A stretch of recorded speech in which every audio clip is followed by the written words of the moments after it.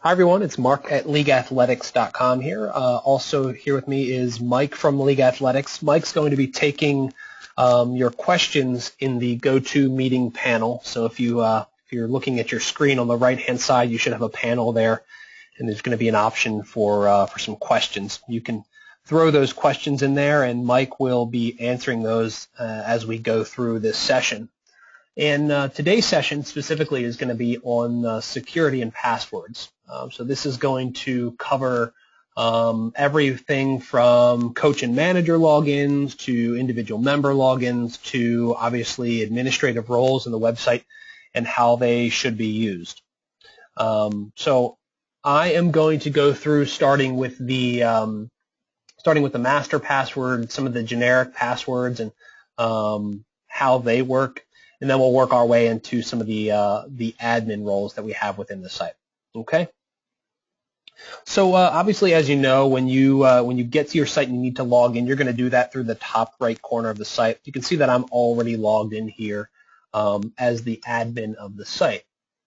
So back in the old days of League Athletics, we used to have something called a master password. We still have that today, but it's not really used anymore. And the master password was really just a way for people to get logged into the site using, a two-word username and that master password. And so that was secure in the fact that it wouldn't let people get in if they didn't have the correct credentials, but that could be handed out to anybody in your organization. So then you had multiple people flying around with this master password. And so if you wanted to revoke, certain rights from somebody, you couldn't really do it because they had the master password as well. You'd have to change it and tell everybody what the master password was again. So that's kind of moved us into the administrative roles, and I'll talk about that a little bit later. So for the master password, the way it currently works is I like to think of it as a fail-safe. It's underneath the security and password section in the configuration area. And you'll find this if we scroll down to the middle of the page here where it says general passwords. So this master password field, it's always going to appear blank to you, but only those people that actually have logged in as the master administrator would be able to see this field and change the master password. Now, this is really just used, like I said, as a fail-safe for the webmaster or billing contact to gain access to the site if for some reason they get locked out of the site or they can't log in for some reason. Once you do get logged in, if you do see the master password section here, you could go ahead and enter any password that you want in here and then save this page, and then that would update the master password. But really, that shouldn't be used, and it really shouldn't be given out to anyone. So talking about the webmaster and billing contacts, those are the only two people that can request that master password. And those two people exist in the configuration general settings area. This is where the webmaster is going to exist underneath of the webmaster tab. So you would have somebody in this area that was responsible for the website. That person can request the master password to gain access to the site. And then also whoever is the billing contact. That's found under configuration and then billing.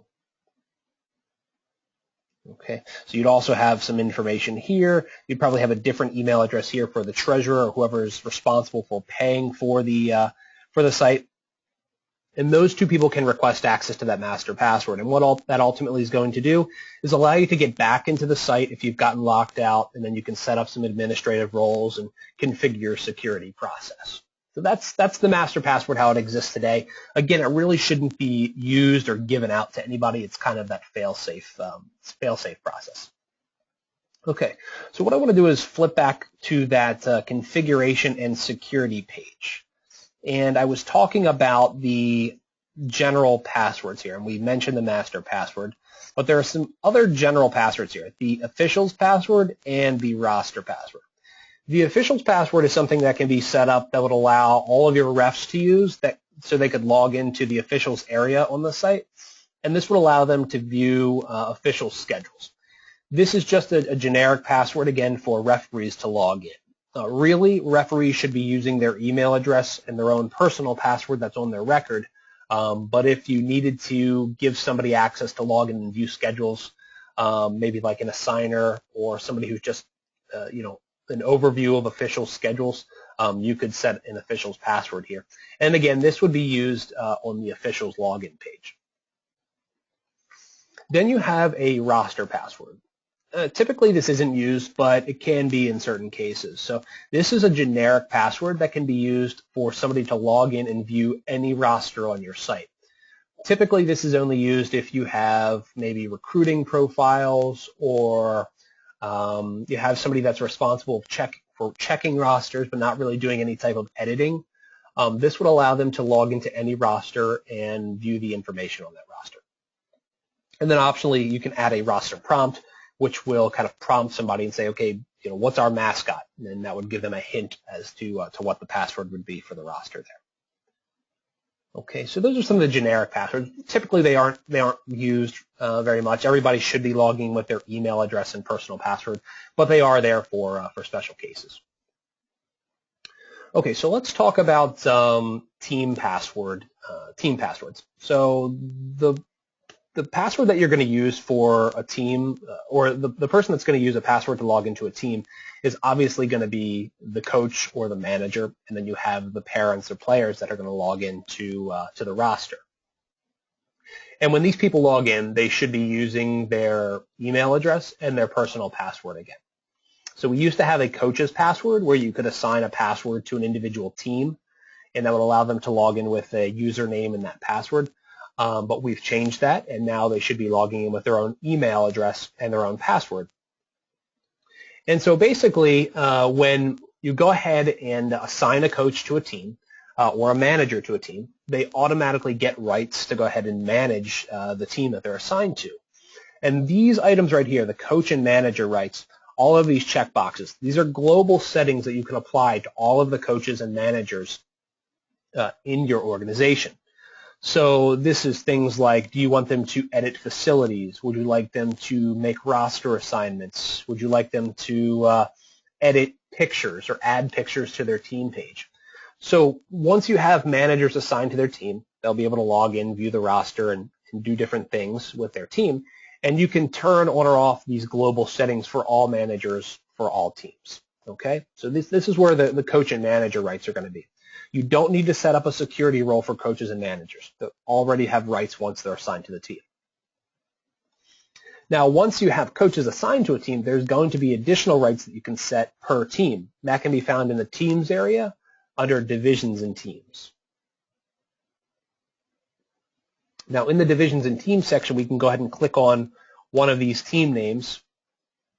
And this is going to allow us to define settings for this specific team. And we can actually define settings for the coaches and managers for this team only. So these would be very granular rights to this team. And this is found on the security and scheduling tab here. So in security here, this is where you can make things like the team be visible to the public, or you can hide it so no one can see it. Here's the team password. This is what I was alluding to earlier. The team password is really that generic password that we were talking about that would allow anybody to log in and see the roster. You can actually do this per team. So maybe you have, some relatives or something that want to log in to see the roster for players. You could actually set a per team password that they could use to log into the roster area for this team. Now, as far as the coaching rights go for this team, that's going to be found in the scheduling tab here.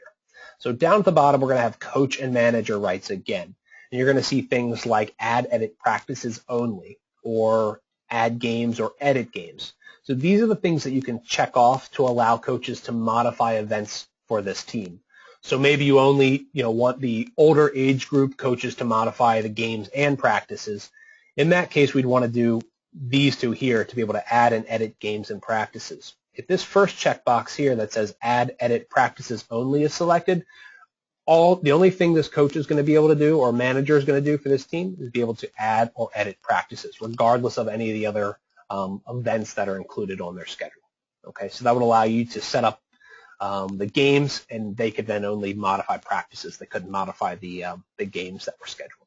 Okay. Okay.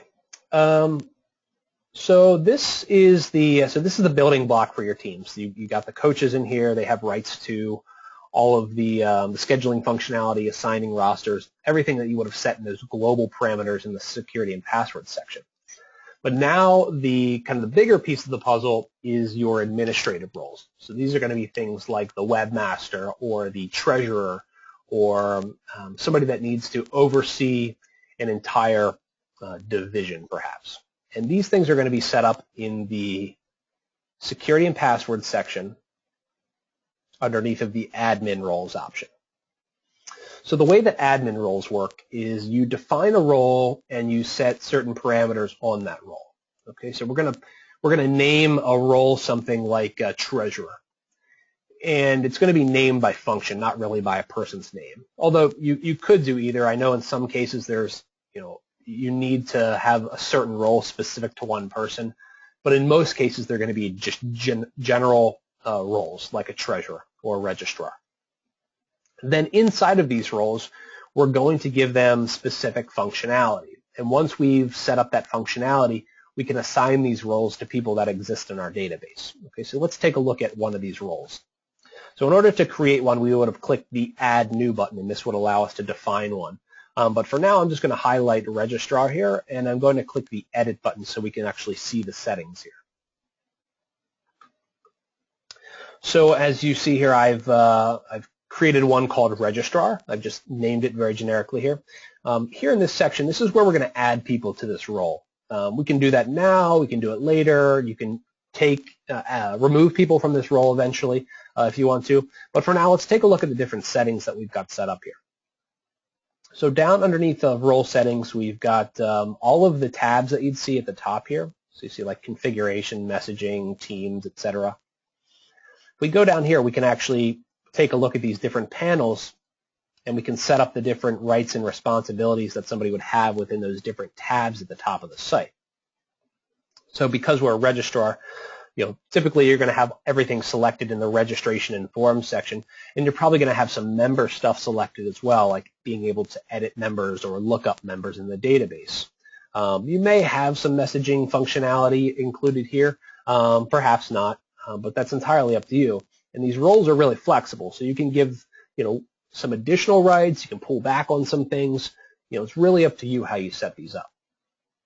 But basically, you go through these different lists of rights, and you select all of the options that would apply to this role.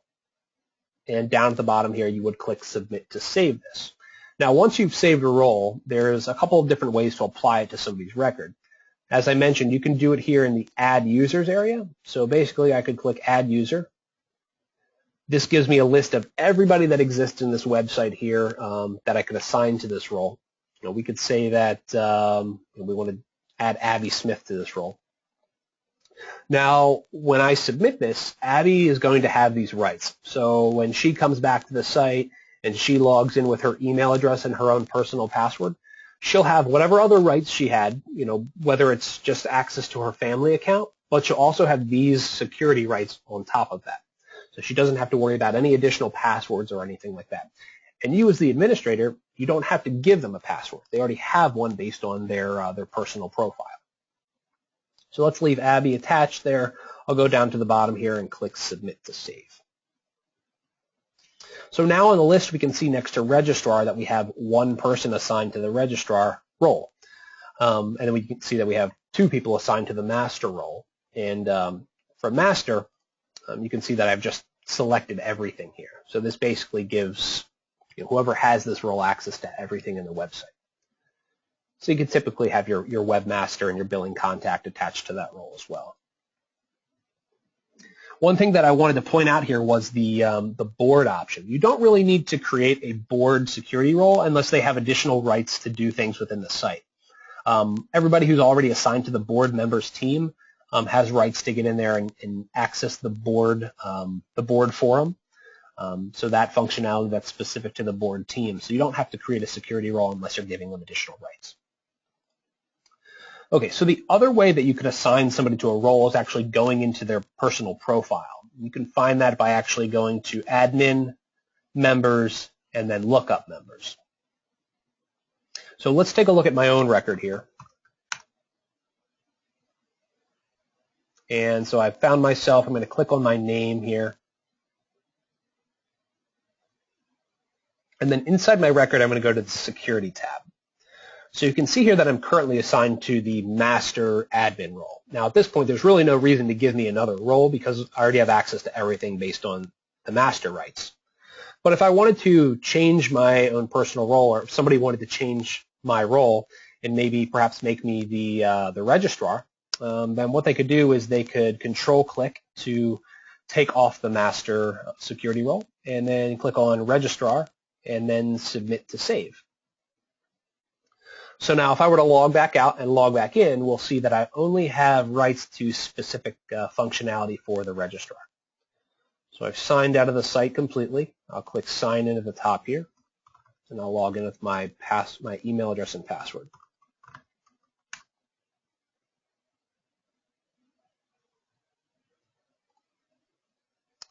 And so it knows who I am, and then it gives me rights to only those certain things that we selected in that security role. So now I'm a registrar, so I have access to the registration system. I have access to team registrations, and I can also do some member lookups as well, and perhaps messaging to some members. Okay. I'll sign out of here, and I'll get that logged back in as the master here.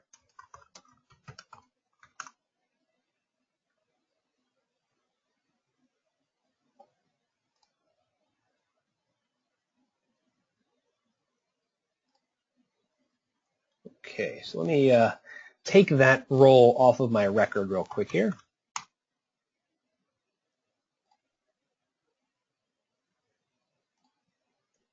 And I'll make myself the master again and then submit to save that. Okay, so let's talk about actual individual user accounts here quickly. So when you want to assign a role to somebody, but you don't have somebody in your database, you actually just need to simply add them to your database through members and then add a member. And this is going to bring up a blank form here, and you're just going to type in the person's name, type in their email address, and you can apply the security role that you'd like to give to them. Now, when you create a brand new member, this password field is obviously going to be blank. There's not going to be anything there. Now, you have a couple of options here. You can set up a generic password for this person and tell them what it is, and they could come back to the site and log in and then change their password.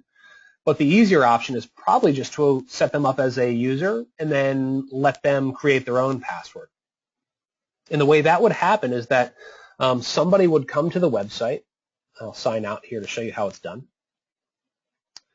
So let's say you've created somebody, you've sent me an email saying, hey, Mark, go to the site and set up your own password. So basically, I would come to the site, I would click sign in, and I would click on forgot password here.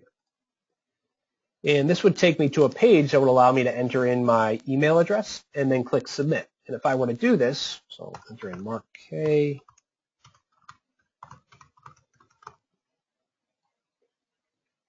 Click submit. It's going to send me a link in my email that I can click on to then set a password. So I would be able to set my password to anything that I'd like, and then they could come back to the site and I could log in with those credentials here. Okay? So that's how you set up a new user in the system, somebody that hasn't gone through any type of registration process that you just want to add manually. You add them to your database, then you can ask them to come back to the site and do a password reset, and that would allow them to set up their own password. And if you had applied a security role to their record, then once they get logged in, then they'll actually have those rights. Okay.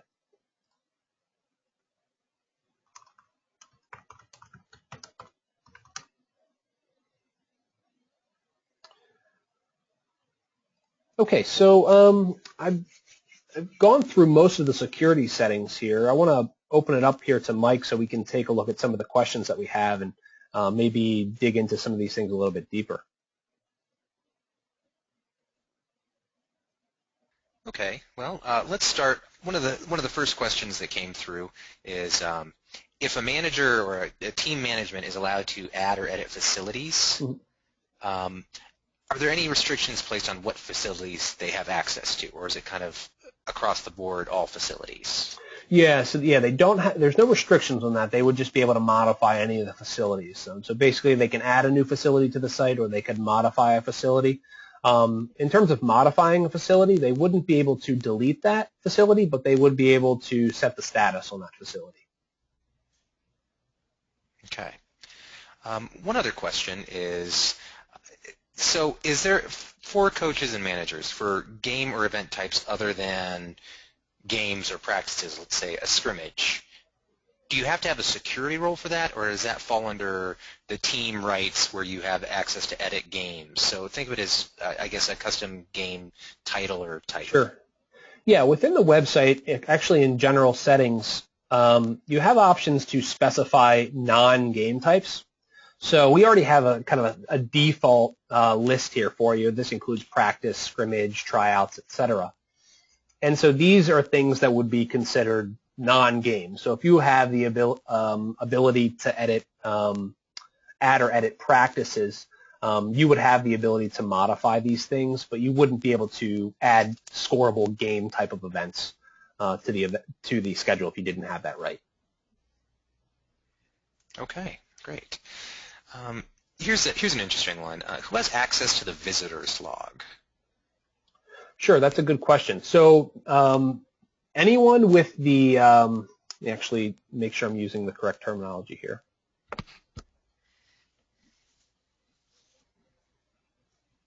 Anyone with the admin rights to access the, what do we call it here? The security and password section should be able to gain access to the visitors log. Great. Okay, so security and password section will have access to visitors log. Mm-hmm. Here's another interesting one. How do I keep roster information private so the general public doesn't see it? Okay. Yeah, that's a good question. So there's a couple of different ways to do that. So, well, there's a couple different scenarios, I should say. The first scenario is an organization setting up rosters and they don't want to release them to the public yet. The best way to do that is in the teams area and then divisions in teams is you want to make all of your teams not public. So basically you can see that I have this column titled PB, and this makes the teams visible so that people can actually go to the teams and see the rosters. What I would do is I would make sure that all of my teams on the left here are selected, and I would click on Global Team Settings. And then where it says Make Public, I would make sure that this is turned off and then apply that setting. And so when I do that, now none of these teams have the public option. So if I were to log out of the site here, you would see that my team tab here is no longer visible on the site. So that means that only administrators that have access to get into the teams and see the rosters would be able to access them at that point. And so when you're ready to then go ahead and release these rosters or make them available for people to see them, then you would just go ahead and turn that option back on.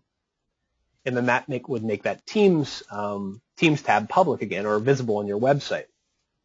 But the other scenario is where you have your teams public. You want your teams visible on your website, but you don't want people to see the rosters without any type of login. So in that case, you basically want to turn off the public roster option. Now that's different from making the teams public or not. That's this column here where it says public rosters. If you turn public rosters on, that means that your rosters show the jersey number, the name, and the position of the players to the public without them having to log in. Now, if you were to turn this option off, so let's go ahead and take this off of, well, let me log out and I'll show you what that looks like before I turn that off here.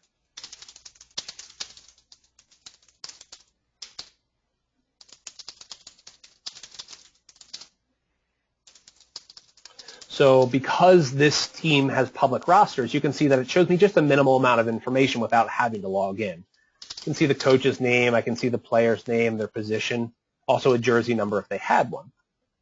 But if I go ahead and log back in and turn that off, then it will prompt me to actually have to log in order to see that. And I'll show you what that looks like.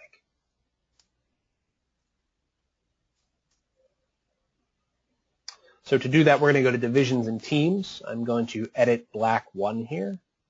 I'm going to go to Rosters, and then I'm going to turn off the public roster options here at the top. I'm going to make sure none of those are selected.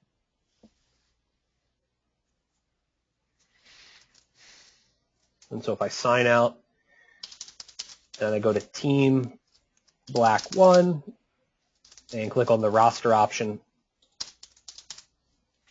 It's going to ask me to go ahead and sign in. And now at this point, only people that are assigned to this team, whether it's a coach, a manager, or the parents, would be able to log in. So you can't log into somebody else's roster if you're not assigned to it. Okay. So, Mark, I've got a good question here. Actually, a combination of them kind of coming to the same point, and that's, okay. So first, how do you prevent a member who's no longer with a program, how do you prevent them from accessing the site? And if they were to access the site, are they only limited to, I guess, the scope of what they were, their own team for that season? Yeah. What are they able to see, and what's the best way to limit somebody from seeing, or to, if someone was to be removed from the organization, mm-hmm. What's the best way to keep them from being able to log in and have access to anything?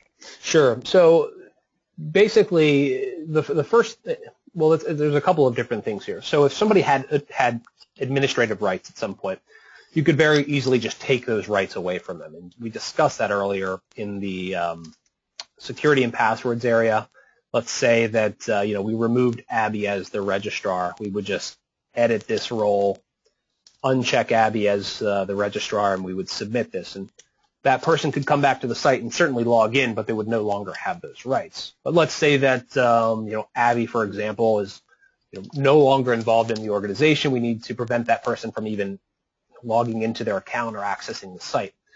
There's no way really to block somebody from getting to your site because your site is obviously public, but you could prevent them from logging into their account or their former account. And the only way to do that really is to remove their email address from their record. So in that case, we would go to members, we would look up a member, and we would search for Abby here.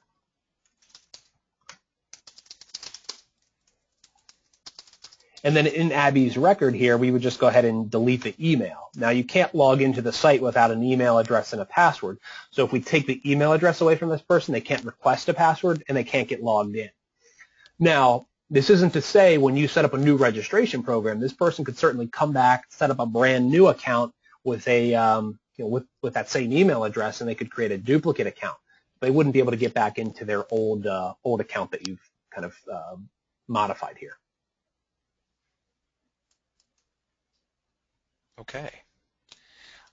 Looks like, for the most part, those are the questions that we have. Okay. So yeah, if anybody else has any other questions, feel free to throw them out now. And it looks like, so here's one. When team rosters are set up, is there a way to let registered parents only see the members on that team? So I guess parents, will they only be able to see the members of their own team? Yes. Yeah, that's what I was referring to earlier. When you have that public roster option turned off and it prompts you to log in, only people that are affiliated with that team can log in and see that team's roster. So I, as a parent on Team Black 1, could not log in and see players on Team Blue A. Now, if I had a kid on Team Blue A and Black 1, I could log into both and see them, but I wouldn't be able to log in and see anybody on Red A. So I hope that helps. Okay. And if registration is closed, I guess so. We've been discussing via the questions. You had mentioned adding members to the site, and one suggestion I had is that during a registration process, that's a good way to get people to get themselves on the site with their own email address, their own password, their own information. Sure. So that doesn't have to be added in by an administrator. If there are no open registrations, what's a good way to get people into the site, into the system? Yeah, so really the best way is to set up a registration program. If you don't have any that are specifically open at this time, I always recommend setting an open registration. You could just call it member sign up with $0 cost and no questions really.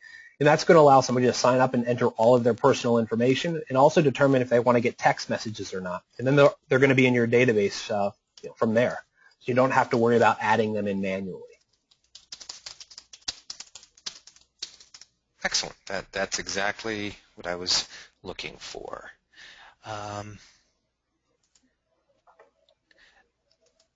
So one question, and this is, I think, kind of a common occurrence, is some organizations have a coach's admin role set up. That's not our normal coaching method.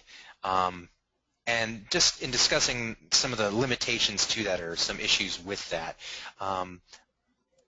Yeah. what is the best way, I guess, what would be a downside of using a coach's administrative role?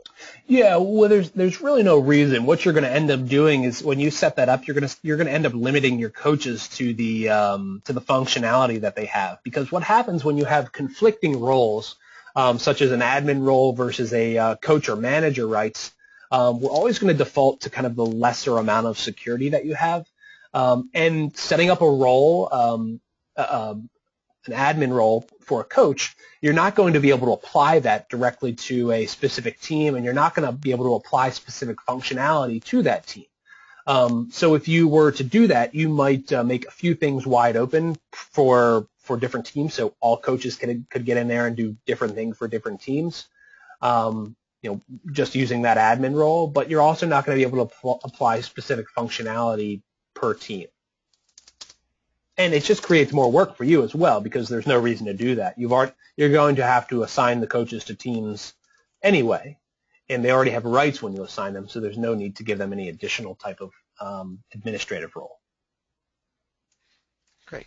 So one question that's come up a few times as well is, let's say you have a coach that's having issues logging in.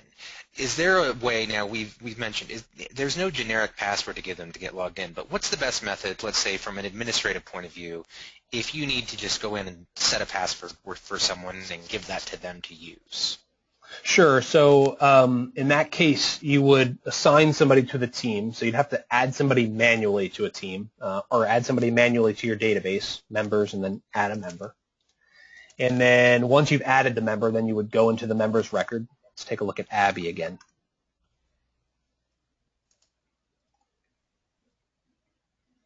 And okay, I'm going to give her a password back or an email address. So let's say I've created this person in the website, in the database.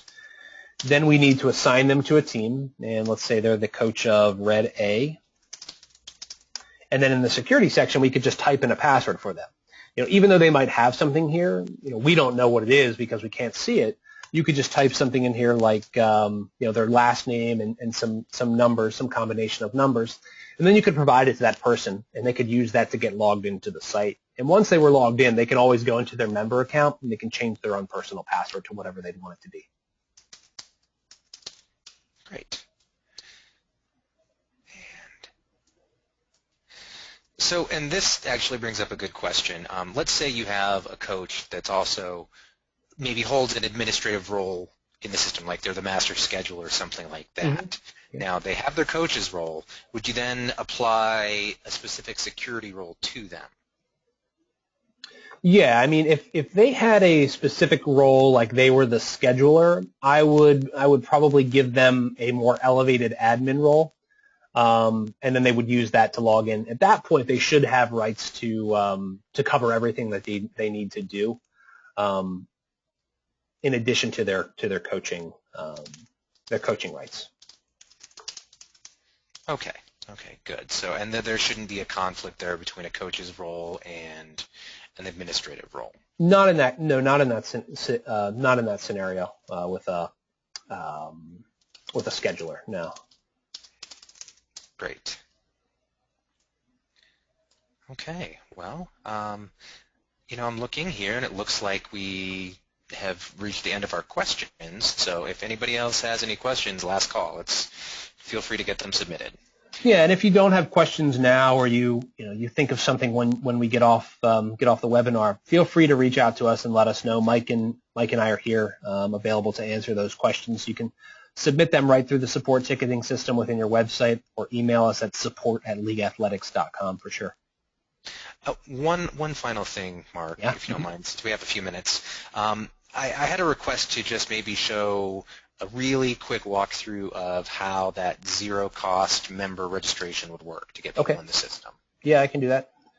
Okay, so the first thing you'd want to do is go to the registration system area. This is going to be under members. And then we would add a new registration program. And so basically, really quickly, I would title this, new member sign up. I would maybe make the open date today, maybe leave the close date open until I actually decide on when I want to close it. Everything else can remain kind of the default here. We don't really need anything else in here. We can leave all of this as is. We would want to include if you want people to sign up their children in the system, we'd want to include some type of date of birth range or grade range. What I would recommend doing here in this case is leaving the date of birth range blank and just doing a really wide open grade range, like 1 through 12th grade. So that means anybody would be able to get in there and sign up their child and also create a record for themselves as the parent. And then the cost is just going to be $0. There's going to be no cost for this program, and there's really going to be no need for payment, so nothing needs to be selected here. And then finally, we would just click Submit. And then on our form, we would just, if you wanted to know some additional information about them, you could enter those questions here. If not, just save and you're done. And that registration's ready to go, and that's up on your website. Okay, great.